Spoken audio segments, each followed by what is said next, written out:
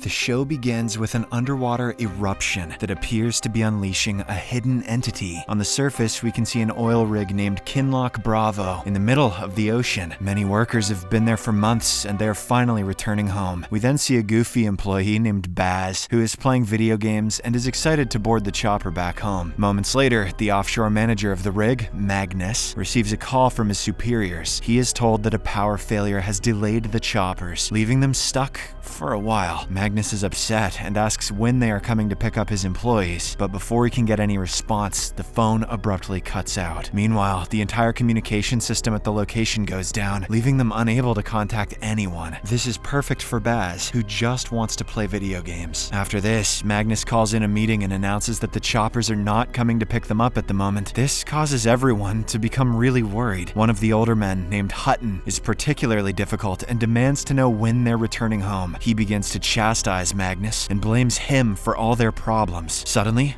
the power goes out, causing panic among everyone. The communication officer named Fulmer heads to the power room and discovers that all the generators have unexpectedly stopped working. With no other options, the crew has to rely on backup batteries for the time being. Magnus is worried and attempts to contact a rescue ship, only to find that the radio is also down. Shortly after, the entire rig begins to shake violently, and the production module begins to catch fire. Magnus then commands for the module to be shut down immediately. The onboard scientist Rose objects because their quota is not fulfilled yet and it could cost the company financially. However, Magnus responds that the safety of employees is more important to him than the company's finances. Surprisingly good morals. Magnus is going to die for sure. Even after shutting down the drills, another series of powerful tremors shakes the area. The group then looks out and observes a dense wave of fog rapidly approaching them. Panicked, Fulmer states that no chopper is coming for them in this fog. The workers then return inside because it's impossible to navigate the lifeboat in such weather. Afterward, Magnus decides that the only way they can survive is to establish communication. Therefore, he assigns Fulmer to inspect the radio tower and make the necessary repairs. He decides to send Baz as well, although he is a bit inexperienced. After a while, Hutton arrives and warns Magnus that climbing the radio tower is too dangerous, but the latter insists that there is no other option. Hutton also tells Baz that he does not have to go, but Baz believes he may be able to reclaim his chopper seat with this. Magnus then offers to give him his seat if he manages to fix it. After this, Baz climbs the ladder, with Fulmer following closely behind him. At one point, he gets nervous and can't see Fulmer below him. He is then startled by a bird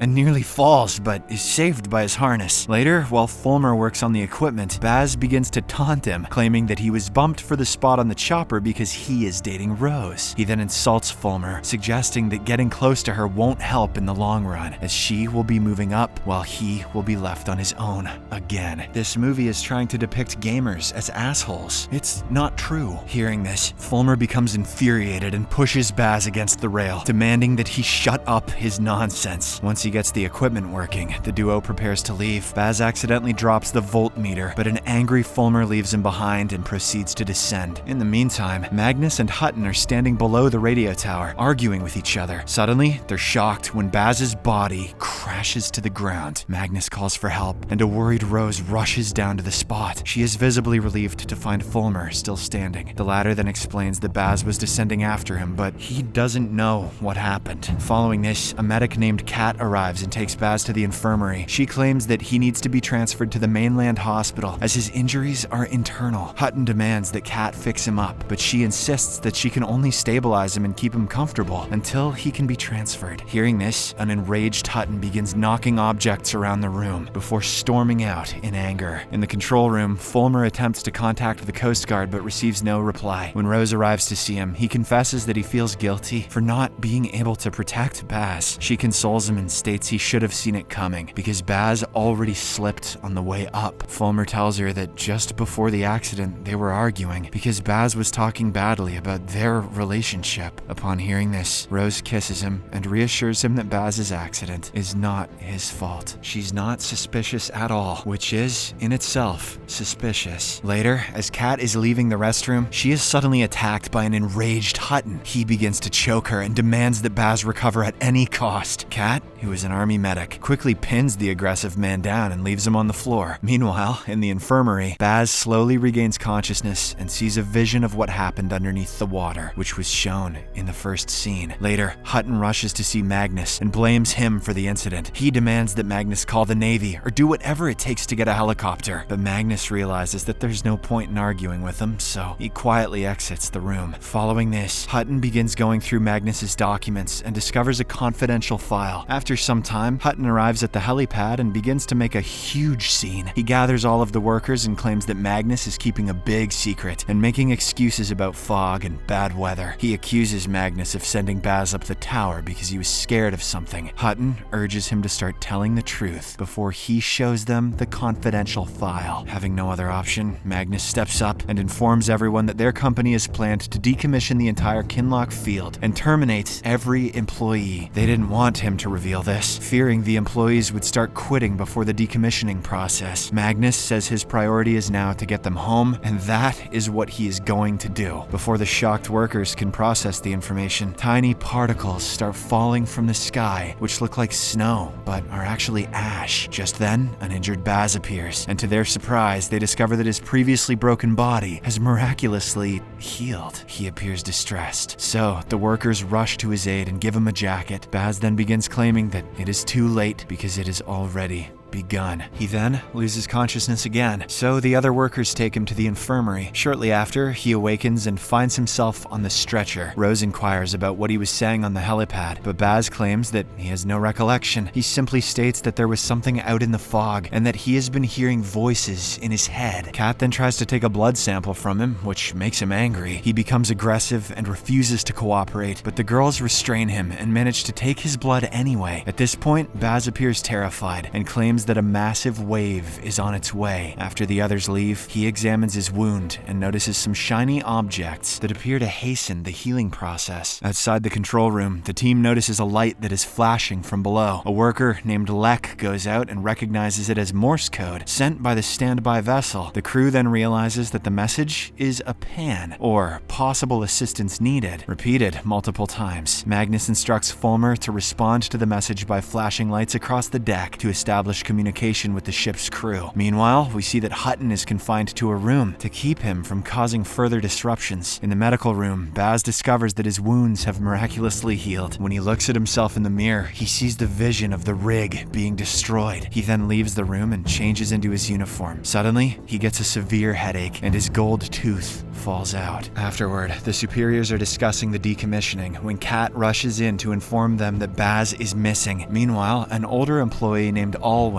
finds Baz in a cabin, drawing strange symbols on the window and rambling about something. The old man asks what is happening, and Baz explains that his head is full of noises and that he shouldn't have survived the accident. Suddenly, the room lights start flickering, and Baz has another scary vision, causing him to run away. Elsewhere, Lek is freezing and needs to warm up, so he sneaks into Kat's clinic and drinks some rubbing alcohol. Woo!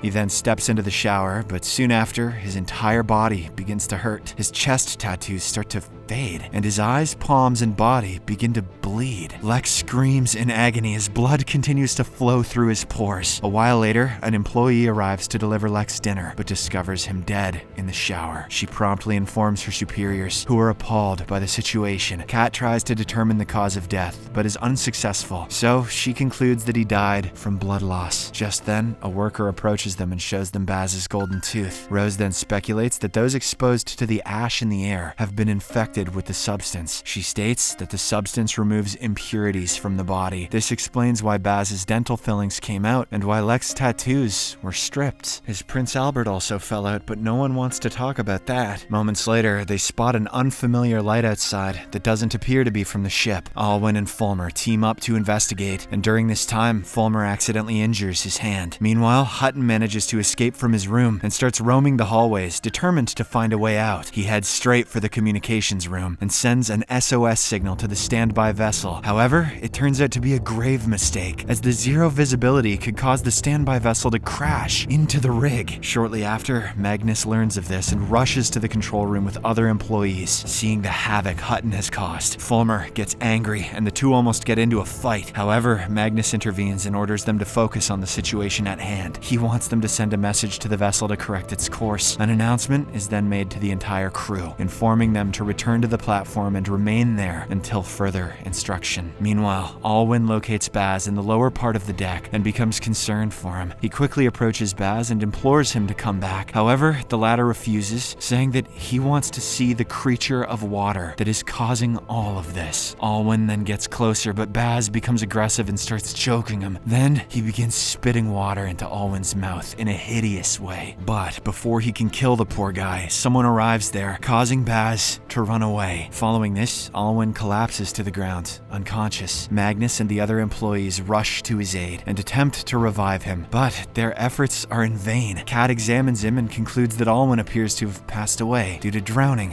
which is impossible. Devastated by the sight, Magnus breaks down in tears and feels guilty that 2 of his employees died on the same day, and he couldn't do anything. On the other hand, Rose conducts experiments with the ash to better understand its reactivity with various materials. Later, she meets Magnus and reveals that the substance is not ash, but rather living organisms such as parasites. These organisms infiltrate the host and remove impurities from it. She claims that people with injuries or who have been exposed to the ash for an extended period of time are more vulnerable to these particles. The scene then shifts to a concerned Fulmer inspecting his injured hand, and then to Baz, who is eerily staring at the water. Subscribe for more videos like this, turn on notifications, and leave a like to help the channel out. Thank you for watching.